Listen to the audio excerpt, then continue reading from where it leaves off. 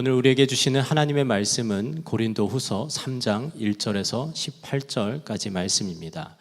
봉독은 3장 1절에서 6절, 15절에서 18절만 하도록 하겠습니다. 우리가 이렇게 말하는 것이 우리 자신을 치켜 올리는 말을 늘어놓는 것입니까? 아니면 어떤 사람들처럼 우리가 여러분에게 보일 추천장이나 여러분이 주는 추천장을 필요로 하는 사람들이겠습니까? 여러분이야말로 우리를 천거하여 주는 추천장입니다. 그것은 우리 마음에 적혀 있습니다. 모든 사람이 그것을 알고 읽습니다. 여러분은 분명히 그리스도께서 쓰신 편지입니다. 우리는 그것을 작성하는 데 봉사하였습니다. 그것은 먹물로 쓴 것이 아니라 살아계신 하나님의 영으로 쓴 것이요. 돌판에 쓴 것이 아니라 가슴판에 쓴 것입니다. 우리는 그리스도로 말미암아 하나님께 확신을 가지고 있으므로 이런 말을 합니다. 우리가 이런 일을 할 수 있는 자격이 우리에게서 났다고 생각하지 않습니다. 우리의 자격은 하나님에게서 납니다. 하나님께서 우리에게 새 언약의 일꾼이 되는 자격을 주셨습니다. 이 새 언약은 문자로 된 것이 아니라 영으로 된 것입니다. 문자는 사람을 죽이고 영은 사람을 살립니다. 오늘날까지도 그들은 모세의 글을 읽을 때에 그 마음에 너울이 덮여 있습니다. 그러나 사람이 주님께로 돌아서면 그 너울은 벗겨집니다. 주님은 영이십니다. 주님의 영이 계신 곳에는 자유가 있습니다. 우리는 모두 너울을 벗어버리고 주님의 영광을 바라봅니다. 이렇게 해서 우리는 주님과 같은 모습으로 변화하여 점점 더 큰 영광에 이르게 됩니다. 이것은 영이신 주님께서 하시는 일입니다. 아멘. 하나님의 말씀입니다. 자리에 앉으시겠습니다. 이따금 추천장 부탁을 받습니다. 사람을 자세히 알고 사람을 쓸 수가 없는 형편이라 믿을 만한 분의 추천장을 통해서 그 사람을 알게 되는 거죠. 그러나 이 추천장, 사람이 쓰는 추천장으로는 사실 그 사람을 정확하게 알기는 어렵습니다. 예루살렘에서 이 고린도 교회에 온 그 율법 교사들 중에 그 예루살렘 교회로부터 아주 거창한 추천장을 가지고 온 분들이 고린도 교회 안에 엄청난 문제를 일으켰습니다. 그들은 자기가 어떤 사람인가를 그 추천장으로 사실 자기의 신분을 과시를 했지만 그들은 교회를 어렵게만 하는 사람들이었어요. 그러면서 사도 바울이 사실은 아무런 추천장 없이 자기가 사도라고 하는 것이 그의 거짓 사도라고 비난하고 사도 바울을 아주 어렵게 만들었죠. 그때 사도 바울은 자기는 아무런 추천장이 없다. 그러나 고린도 교회 교인들이 나의 추천장이다. 참 멋있는 말을 했습니다. 오늘 2절 말씀에 보면 여러분이야말로 우리를 청구하여 주는 추천장입니다. 그것은 우리 마음에 적혀 있습니다. 모든 사람이 그것을 알고 읽습니다. 이게 진짜지요. 내가 복음을 전해준 그 사람이 거듭나고 변화된 삶을 사는 걸 보면 그러면 내가 진정한 전도자요, 그리고 목회자요, 또 사도라는 것이 그거보다 더 어떻게 분명히 드러날 수 있겠습니까? 열매를 보면 그 나무를 아는 거죠. 자, 그런데 사도 바울은 거기서 하나 더 놀라운 말씀을 하는데 고린도 교회 교인들은 자기의 추천장일 뿐만 아니라 예수 그리스도의 편지라는 겁니다. 예수님이 어떤 분이신지를 그대로 보여주는 사람들. 3절에 보면 여러분은 분명히 그리스도께서 쓰신 편지입니다. 고린도 교회 교인들을 보면 예수님을 안다는 거예요. 그건 고린도 교회 교인들뿐만 아니고 우리에게도 마찬가지입니다. 우리는 그리스도의 편지예요. 가족들에게, 직장에 있는 동료들에게, 또는 우리 이웃 사람들에게, 지나가는 길에 서로 부딪힌 사람에게도 항상 기억하셔야 합니다. 우리는 우리를 보면 예수님을 알고 또 예수님의 말씀을 들을 수 있는 그리스도의 편지입니다. 한 번은 성지순례를 갔다가 가이드하는 집사님과 앉아서 이야기를 하게 됐는데, 그 집사님이 그런 말씀 하시더라고요. 한국에서 많은 성지순례단이 오시는데 그분들을 이제 안내해서 성지를 돌려면 버스가 필요하죠. 그 버스 운전하시는 기사님은, 그분은 아랍 사람, 무슬림이라는 겁니다. 근데 이 무슬림인 운전기사의 눈에는 성지순례단이 10명이든 20명이든 30명이든 다 한 사람이라는 거예요. 예수 믿는 사람이라는 거예요. 거기는 목사님도 계시고 장로님, 권사님, 집사님, 이 교회 교인, 저 교회 교인 다 다르죠. 오늘 여기 계신 여러분들 다 다르죠. 그런데 이 세상 사람의 눈에 보기에는 우리는 다 한 사람입니다. 예수 믿는 사람. 그 무슬림 운전기사는 우리 성지순례단이 하는 모든 행동을 보면서 예수님을 본다는 거예요. 그 가이드 분이 하시는 이야기를 쭉 들으면서 그런 말을 하고 싶어 하시는 것 같아요. 성지순례단을 안내하면서 겪으신 여러 가지 많은 마음 상하는 일들, 저렇게 행동하면 안 되는데, 이 무슬림인 이 관광버스 기사가 다 보고 있는데, 그런 안타까움이 아마 많으셨던 것 같습니다. 여러분, 우리는 세상 사람들 앞에서 그리스도의 편지입니다. 그들은 우리를 보고 예수님을 아는 거예요. 복음 전하기가 가장 어려운 것이 가정이고 직장이라고 하는 이유가 우리 자신이 너무나 분명하게 드러났기 때문입니다. 그러니 삶을 똑바로 살지 못하면 전도 못하는 거죠. 그렇지만 반대로 이야기하면 가정과 직장이 가장 강력한 전도의 장이 될 수 있는 겁니다. 우리가 그리스도의 편지만 되면. 그러면 삶으로 증거되었는데 이보다 더 놀라운 복음이 어디 있겠어요? 성경에 보면 하나님의 말씀이 기록된 것이 이 성경책만 아닙니다. 7군데가 있어요. 하나님의 말씀이 기록된 곳이. 첫 번째가 시편 19편 1절에 보면 하늘 궁창이 하나님의 말씀을 기록하고 있다고 그랬습니다. 여러분이 이 우주를 알면 알수록 하나님은 계시구나, 이 엄청난 우주를 보고서도 하나님의 존재를 믿지 않는 게 더 이상하죠. 두 번째는 사람의 양심이 기록되었다고 그래서 로마서 2장 15절에. 그래서 사람과 동물이 다른 겁니다. 어떤 사람도 그 속에는 양심이라는 게 있어요. 이것이 하나님의 말씀의 흔적입니다. 세 번째는 십계명 돌판에 기록하셨어요. 출애굽기 24장에 십계명 돌판에다가 하나님의 말씀을 기록하셨습니다. 네 번째는 이렇게 책으로, 성경책으로 하나님의 말씀을 기록하셨습니다. 다섯 번째는 예수 그리스도 그분이 하나님의 말씀이세요. 말씀이 육신이 되어 세상에 오셨다고 그랬죠. 여섯 번째는 성도의 마음에 기록되어 있어요. 그게 바로 성령이십니다. 우리 안에 오신 성령이 하나님의 말씀이세요.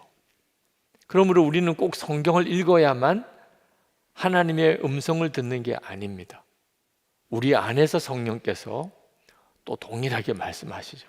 그리고 마지막 7번째가 고린도후서 3장 3절에 그리스도인의 삶이 그리스도의 편지라는 것. 세상 사람들이 우리의 삶을 보고 예수님을 알게 된다는 거예요. 우리에게는 성경책이 있어요. 그러나 우리 자신의 삶이 또한 성경책이라는 사실을 명심해야 합니다. 광야 아트센터에서 더 북이라는 뮤지컬을 장기 공연했습니다. 내년에도 또 앵콜 공연한다고 그래요. 못 보신 분들은 정말 보시기를 권합니다. 이 더 북이라고 하는 건 성경을 말하는데 그 뮤지컬의 또 다른 이름이 성경이 된 사람들이라는 이름이 있습니다. 그 뮤지컬의 내용은 캐톨릭 교회가 한때 이 성경책을 사람들이 읽는 그런 일상적인 언어로 번역하는 것을 아주 극히 막았어요. 성경을 읽지 못하게 했어요, 사람들이. 성직자만 읽는 거라고.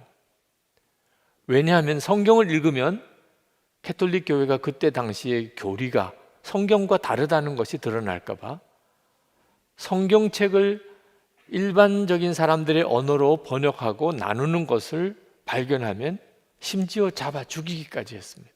목숨을 걸고 성경책을 보급하는 사람들이 생겼습니다. 그런데 그들이 성경책을 구할 수가 없고 이 성경책을 나누는 데 한계가 있으니까 결국 결심합니다. 성경을 외우기 시작하는 거예요. 그래서 성경이 된 사람들입니다. 나는 창세기를 외우고, 나는 로마서를 외우고, 나는 갈라디아서를 외우고, 그리고 어디든지 그냥 걷다가 사람들이 모이면 성경을 암송하는 거예요. 광장에서 갑자기 서서 성경을 암송하는 거예요. 그래서 사람들이 성경을 듣게 만들어주는 겁니다. 그 뮤지컬을 보면서 얼마나 마음이 뜨거워지고 간절해졌는지, 저렇게 해서 우리에게 온 성경인데 그렇게 성경을 소홀히 여겼구나. 성경 읽지 않고 살았던 것에 대해서 많은 분들이 그 뮤지컬을 보고서 눈물 짓고 회개하는 시간을 가졌어요. 마지막에 배우들이 다 외칩니다. 우리가 성경입니다. 우리가 성경입니다. 정말 가슴이 먹먹해질 정도로 감동적인 장면이었어요. 그렇습니다. 우리가 성경이에요. 그런데 그것은 단순히 성경을 외우고 아는 게 아니고 우리의 삶이 성경대로 사는 걸 말하는 겁니다. 어느 목사님이 성경에는 5복음서가 있다는 겁니다. 실제로 이 성경책 속에는 4복음서밖에 없어요. 우리는 이 4복음서를 성경책에서 읽습니다. 근데 또 한 복음서가 있는데 그리스도인의 삶이라는 겁니다. 이 5복음서는 불신자들만 읽는 거라는 거예요. 불신자들이 예수 믿는 성도를 볼 때, 아, 예수님이 저런 분이구나, 예수님이 저렇게 말씀하셨구나, 그렇게 읽는다는 거예요. 주님이 말씀하신 마태복음 5장 44절에 내가 너에게 이르노니 너희 원수를 사랑하며 너희를 박해하는 자를 위하여 기도하라. 예수 믿는 사람이 원수를 사랑하고 자기를 박해하는 자를 위해 기도하는 걸 보면서 마태복음 5장 44절을 읽는다는 거예요. 예수 믿는 성도들이 항상 기뻐하고 늘 기도하고 범사에 감사하는 걸 보면서 데살로니가전서 5장 16절에서 18절 말씀을 읽는다는 거예요. 그게 바로 그리스도의 편지라는 거예요. 불신자들에게 전도할 때 참 답답하죠. 그들이 성경만 읽어도 그의 영이 살 텐데, 근데 불신자들이 성경 읽을 수 있어요. 예수 믿는 성도를 보기만 해도 그들은 성경을 읽고 있는 거라니까. 우리가 그렇게 살도록 하나님이 정하셨어요. 우리들끼리도, 예수 믿는 우리들끼리도 우리는 서로에게 그리스도의 편지예요. 저는 이따금 설교의 깊은 좌절에 빠질 때가 있습니다. 설교자가 겪는 어려움 중에 하나죠.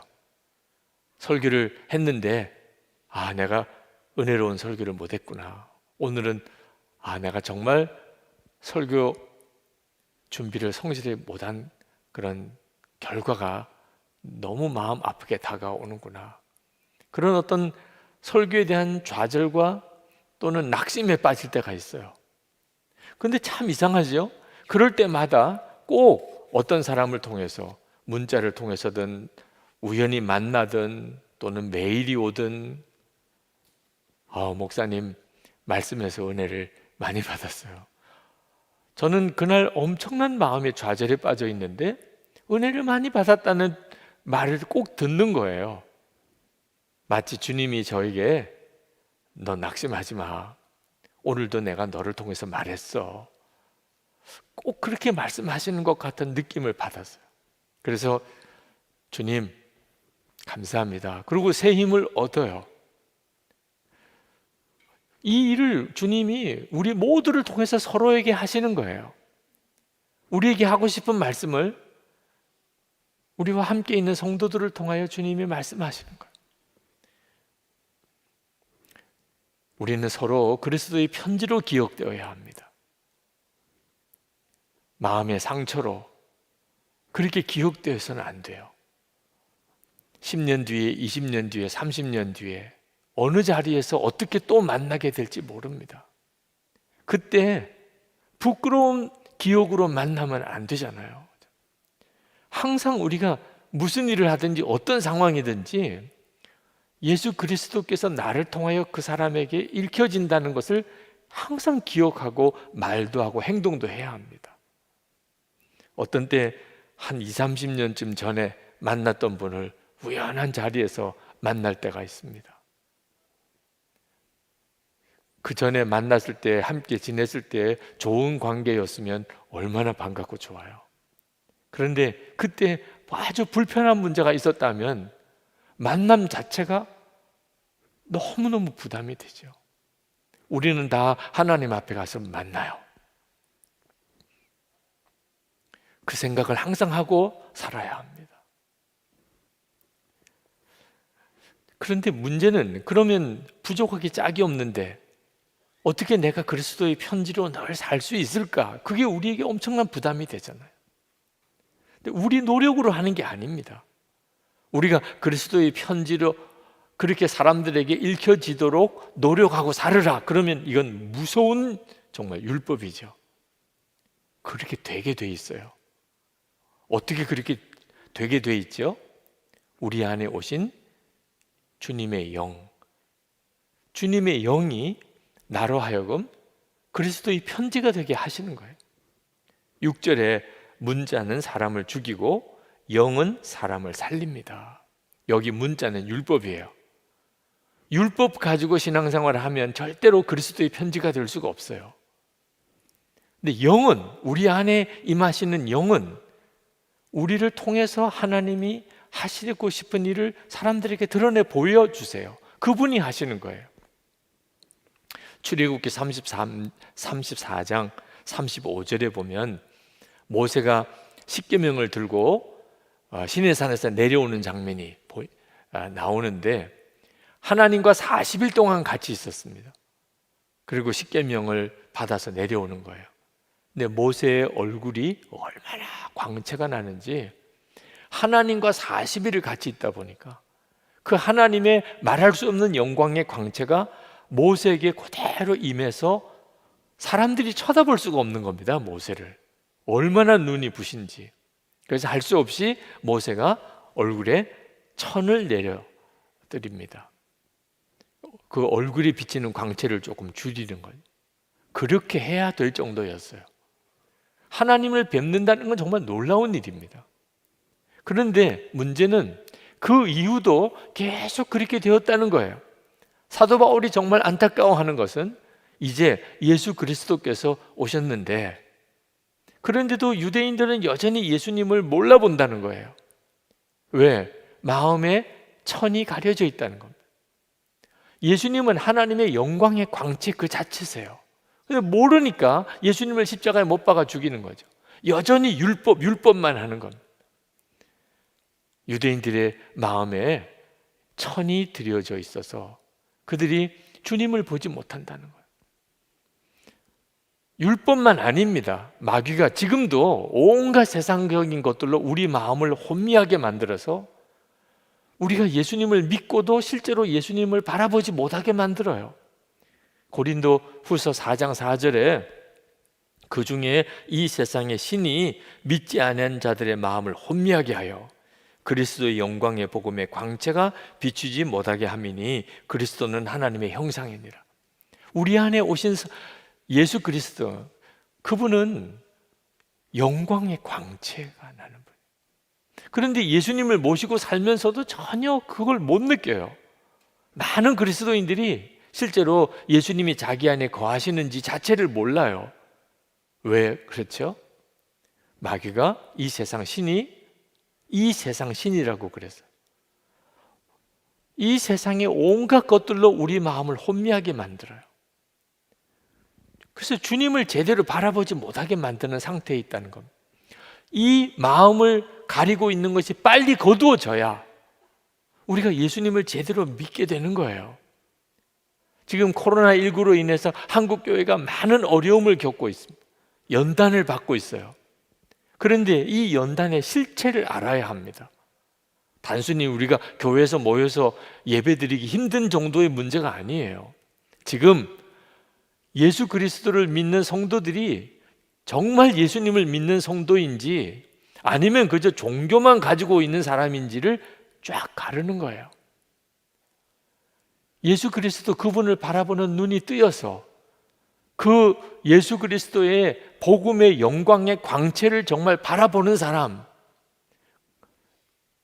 정말 거듭난 사람, 정말 구원받은 새 생명을 가지고 있는 사람, 그런 사람인지 지금처럼 이렇게 거리두기 해야 되고 모여서 모임 갖지 못하고 예배 드리는 일에도 여러 가지 제약이 있는 이런 상황 속에서 문제 없어요. 내 안에 예수님이 계신 거 정말 아는 사람, 오히려 예수님과 함께하는 시간이 더 많아졌어요. 믿음이 좋아지는 사람들이 많아요. 지금 예배에 눈이 뜨이고 기도를 더 깊이 하게 되고 말씀을 더 많이 보게 되고 주님과 동행하는 삶을 살고 고난도 두렵지 않는 그런 영적인 성장이 있는 성도들이 많아요. 코로나19 때문에. 그런데 반대로 있는 믿음도 다 잃어버린 사람, 이제는 교회 안 나오는 게 너무 자연스러워요. 예수님과 인격적이고 친밀히 동행하는 것에 대해서 아무것도 몰랐던 사람들은 그저 교회 다니는 게 신앙생활인 줄 알았던 사람, 교회 못 나오니까, 그러니까 있던 믿음도 다 무너져요. 성도들 사이에 만나서 교제하는 게 없어지니까, 그러니까 완전히 세상에 빠져버렸어요. 이렇게 쫙 갈라지고 있어요. 지금이 정말 중요한 때인 것을 알아야 돼요. 그러면 어떻게 우리 마음을 덮고 있는 이 베일이 걷어지고 우리가 정말 주님을 바라볼 수 있을까요? 16절 말씀에 보면 사람이 주님께로 돌아서면 그 너울은 벗겨집니다. 사람이 주님께로 돌아서면, 그래서 24시간 주님을 바라보자고 그렇게 권해드리는 거예요. 우리는 예수님이 눈에 보이는 분이 아니시니까 계속 잊어버려요.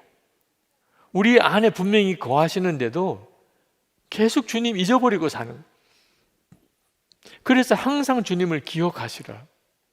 그렇게 꾸준히 살기 위해서 매일 일기를 한번 써보시라. 그렇게 권해드리는 거예요. 그러면 반드시 여러분이 주님을 만나게 돼요. 여러분의 마음을 가리고 있던 것들이 벗어지고 주님은 정말 살아계신 주님이고 여러분 안에 역사하시고 여러분에게 말씀하시고 여러분을 인도하시는 것을 여러분이 분명하게 체험하게 돼요. 우리가 지금 만나는 예수님은 복음서에 나오는 제자들과 함께 이렇게 함께 먹고 함께 지내던 그 예수님은 아니에요. 그렇지만 분명히 영으로 우리 안에 거하셨어요. 같은 분이세요. 17절 말씀에 주님은 영이십니다. 주님의 영이 계신 곳에는 자유가 있습니다. 여러분, 편지를 쓰는 것과 편지를 쓴 그 사람하고는 다르잖아요. 우리가 주님의 말씀인 성경을 읽는 것, 이거 너무 중요하죠. 그런데 말씀 그 자체이신 주님을 바라본다는 것은 비교할 수 없이 더 놀라운 일이죠. 우리 안에 주님의 영이 우리 안에 거하세요. 그 주님을 알게 되면 우리가 자유함을 얻게 되는 거예요. 여러분, 그리스도의 편지로 사는 것은 가식적인 삶을 살라는 게 아닙니다. 다른 사람에게 보여주기 위해서 말도 고상하게 해야 되고 행동도 내가 다른 사람에게 좋은 영향력을 끼쳐야 되니까 그렇게 살아야 되고, 그러면 못하는 거예요. 한계가 있는 겁니다. 나중에 가서는 이중적인 사람처럼 보이게 돼요. 주님을 만나면 그럴 필요가 없어요. 그게 자유함이에요.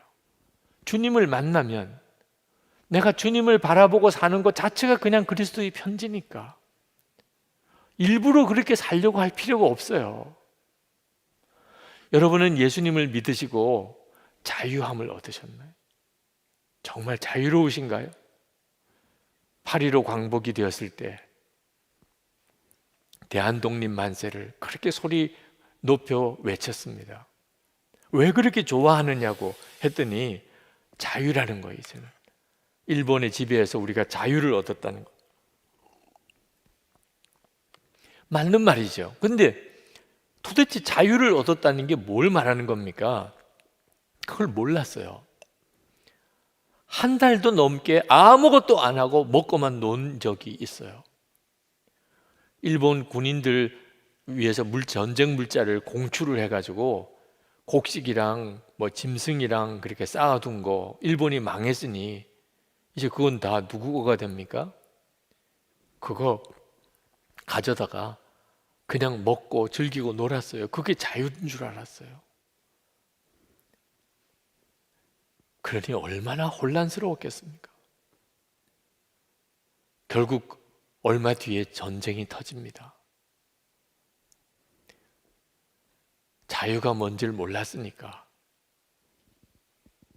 우리에게 자유가 주어져도 그 자유를 가지고 더 고통스러운 삶으로 이어지게 될 수밖에 없었던 거예요.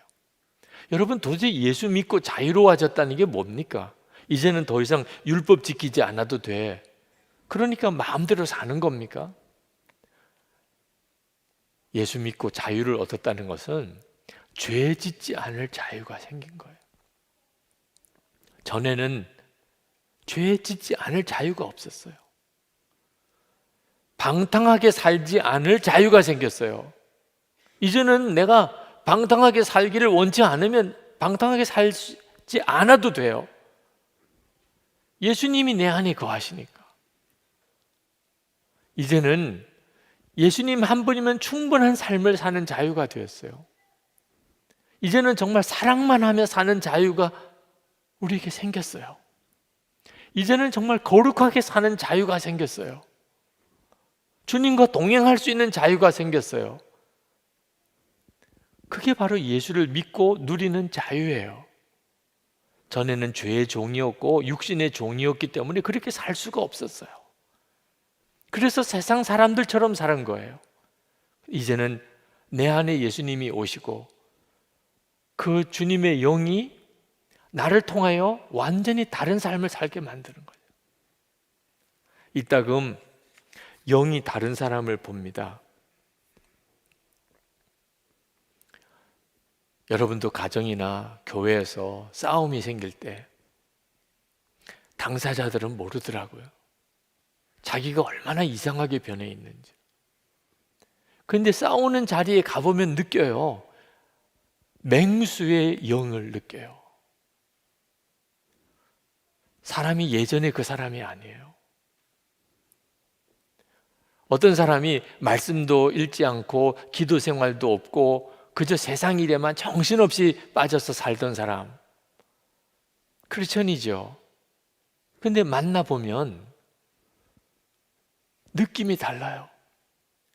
은혜 받을 때, 성령 받았을 때 그때 그분이 아니에요. 영이 다른 거예요.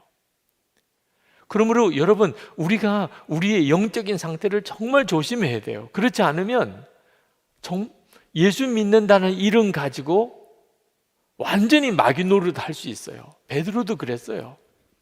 예수님 십자가 질 때 그 가로막다가 사탄아 내 뒤로 물러가라. 예수님으로부터 그런 말씀 들었어요. 가룟 유다 예수님 은 30에 파는 마귀가 주는 생각 품다가 마귀가 그 속에 들어가서 예수님 팔아버렸어요. 아나니아와 삽비라 땅 팔아서 헌금하다가 거짓말로 그거 다 이 모든 땅 판 돈 다라고 거짓말하는 바람 베드로가 내 안에 어찌 사탄이 가득하냐? 그런 책망을 듣고 죽어나갔습니다.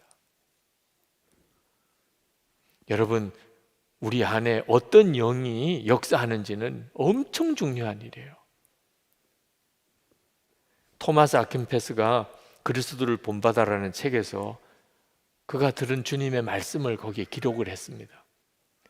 주님이 이렇게 말씀하셨어요. 모든 것을 얻으려면 모든 것을 내게 맡겨라.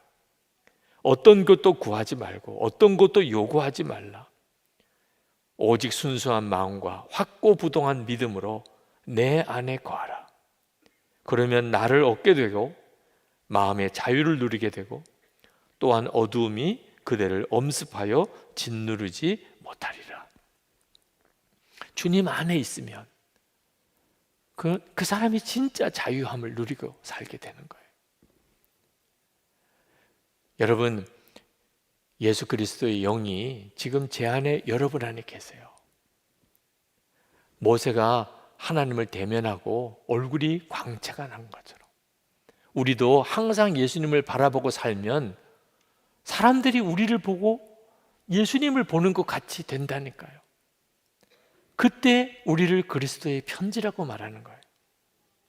18절 말씀, 우리는 모두 너울을 벗어버리고 주님의 영광을 바라봅니다. 이렇게 해서 우리는 주님과 같은 모습으로 변화하여 점점 더 큰 영광에 이르게 됩니다. 이것은 영이신 주님께서 하시는 일입니다.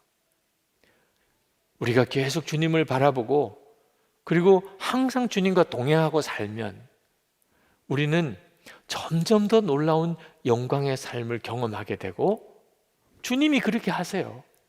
그리고 가족들, 직장 동료들, 내 주변 사람들 나를 보고 주님을 만나고 주님의 말씀을 읽어요. 두바이 한인교회 집회 갔다가 그 담임 목사님이 신철범 목사님 그런 말씀을 하시는 게 인상 깊더라고. 우리가 어떤 사람을 뚜렷하게 주목해 보면 그 사람 눈동자에 그 보고 있는 그 사람이 눈동자에 비친다는 거예요. 그런데 예수님을 24시간 바라보면 우리 눈동자에서 예수님을 보게 되겠네요. 정말 기가 막힌 거예요. 우리가 항상 주님을 이렇게 바라보고 늘 주님을 생각하고 살면 가족들이 내 주변에 있는 직장 동료, 주위 사람들이 나를 보는 거기서 주님을 보는 거예요. 우리는 그냥 주님을 바라보고만 살았는데 그게 그리스도의 편지인 거예요. 여러분의 가정에, 여러분의 직장에서 여러분을 통하여 이 말씀이 그대로 이루어지게 되기를 축원합니다. 우리 기도합시다. 하나님, 저를 주님의 도구로 쓰소서. 그리스도의 편지를 삼으소서. 가족들에게 아직도 예수님 정말 그분이 진짜 구주인지 모르는 내 가족들에게, 하나님은 살아계신지 믿어지지 않는다는 직장 동료들에게 주님 저를 증인으로 사용하소서. 그리스도의 편지가 되기를 원합니다. 제 안에 역사하시는 주님의 영을 따라 살겠습니다. 주님을 향하여 제가 눈을 듭니다. 주님을 바라보고 삽니다. 저를 사로잡아 주소서. 기도하겠습니다. 은혜와 사랑이 충만하신 하나님, 놀라우신 하나님의 은혜와 하나님의 역사를 찬양한 하나님의 크신 은총을 참 놀라우신 하나님의 은혜, 하나님의 역사하심 다 주소서. 오늘도 하나님 구하며 구가는 성도들을 주님 품어주소서. 주님, 나의 아버지 하나님, 길과 은혜를 보여주시기 원합니다. 주님을 향하여 돌아서면 그 너울이 벗겨질 것이다. 아멘입니다. 하나님, 주님의 영이 계신 곳에 자유가 있다고 하시니 주여 그리하소서. 하나님의 역사가 그렇게 이루어지게 해 주옵소서. 아버지 하나님, 코로나19 다시 전염 확산 속도가 빨라졌습니다. 감염자가 엄청나게 많이 늘어나고 있습니다.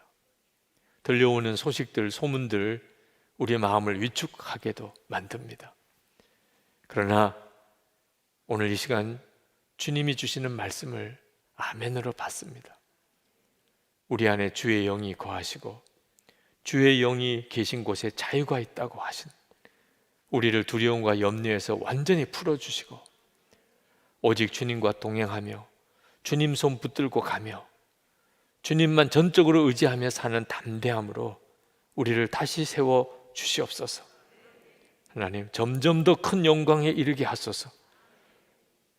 그리하여 우리가 우리 주변에 있는 모든 이들에게, 가까이 있는 가족들과 직장 동료들, 우리의 이웃들에게 그리스도의 편지가 되게 하소서. 우리가 주님을 증거하는 자가 되게 하소서. 오늘도 이 예배를 드리는 모든 성도들, 부속실에 있는 성도들도, 온라인 생방송으로 예배를 하는 성도들도, 녹화된 영상으로 설교를 듣는 성도들도 주여 저들을 사로잡으소서. 오늘 말씀이 그대로 저들에게 이루어지게 하소서. 하나님, 오늘도 하나님께 예배하며 우리의 감사 예물을 주께 봉헌합니다. 온전한 11조와 건축헌금과 선교헌금, 구제헌금, 하나님 주님이 기뻐하시는 뜻대로 쓰여지기를 원합니다. 저희들은 정말 주님을 믿습니다. 그리고 정말 주님을 사랑합니다. 주님이 기뻐하는 통로로 그렇게 쓰임받기 원합니다. 저희를 사용하셔서 힘들고 어려운 이들이 다 살아나고 하나님의 은혜와 기쁨을 공급받게 되기를 원합니다. 오늘도 예배하는 성도들 머리머리에 하나님께 감사하며 헌신하는 성도들 위해 주께서 마음껏 은혜와 복을 주옵소서. 하나님, 병든 몸을 오늘도 주의 손에 고침받기 원합니다. 몸이 아픈 이들이 교회도 왔고 가정에도 있습니다. 주님 손 얹어 주시기를 원합니다. 아직도 구원받지 못한 가족들, 믿음 안에 온전하지 못한 가족들, 또 깨어진 가족들, 마음에 상처를 주고받고 있는 가족들 치유해 주시기를 원합니다. 우리의 가정에 은혜가 넘치게 해주소서. 성도들의 일터에 복을 주셔서 돕고 베풀고 나누며 그렇게 살게 해 주옵소서. 하나님, 우리 나라를 위해 기도합니다. 지도자들이 하나님을 경외하는 지도자들 되게 하소서. 하나님의 법을 귀하게 여기고 하나님을 대적하는 법, 악한 법이 제정되지 못하게 해주소서. 하나님, 다음 세대들 가르칠 교사들이 필요하다는 호소를 들었습니다. 다음 세대, 우리 자녀들을 놓치지 않게 하소서. 많은 성도들이 교사로 헌신되게 해주시고, 그래서 우리 다음 세대들 안에 새로운 부흥이 일어나게 하소서. 북한에 있는 주민들, 그들도 구원해 주소서. 이 민족이 복음으로 통일되게 해주소서. 김국기 목사님, 김정욱 목사님, 최충길 선교사님, 장문석 집사님, 억류된 국민들 다 석방되게 해주시고, 남북 주민들이 진정으로 하나 되고 자유롭게 왕래하는 날 속히 오게 해주소서. 하나님, 전 세계 열방의 재앙이 다 멈추게 하시고 이제 새로운 영적 각성이, 하나님을 믿는 성도들이 놀랍게 일어나고 복음의 문이 활짝 열려지고 진정으로 회개하고 주님께로 돌아오는 역사들이 나라마다 일어나게 하소서. 선교사님들, 그 가족들을 지켜주시고 하나님의 은혜 안에 오늘도 새 힘을 더해 주시옵소서. 주 예수 그리스도 이름으로 간절히 기도합나이다. 아멘. 우리 다 일어나셔서 찬양하겠습니다.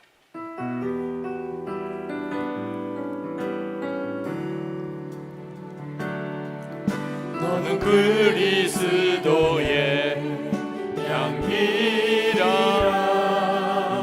너는 그리스도의 편지라.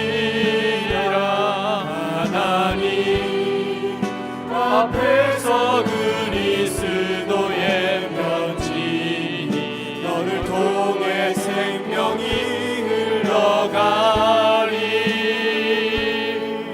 너를 통해 생명이 흘러가리. 너는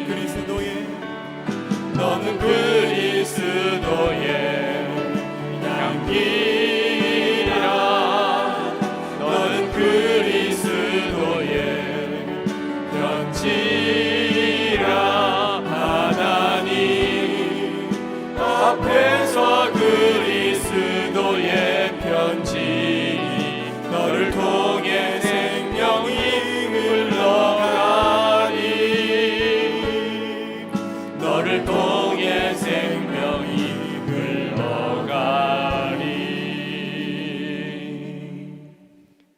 우리의 생명의 주 예수 그리스도의 크신 은혜와 우리의 좋으신 아버지 하나님 그 말할 수 없는 사랑하심과 지금도 우리와 함께 하시는 보혜사 성령의 교통하심이 하나님께 예배하는 모든 성도들과 함께 하시기를 축원하옵나이다.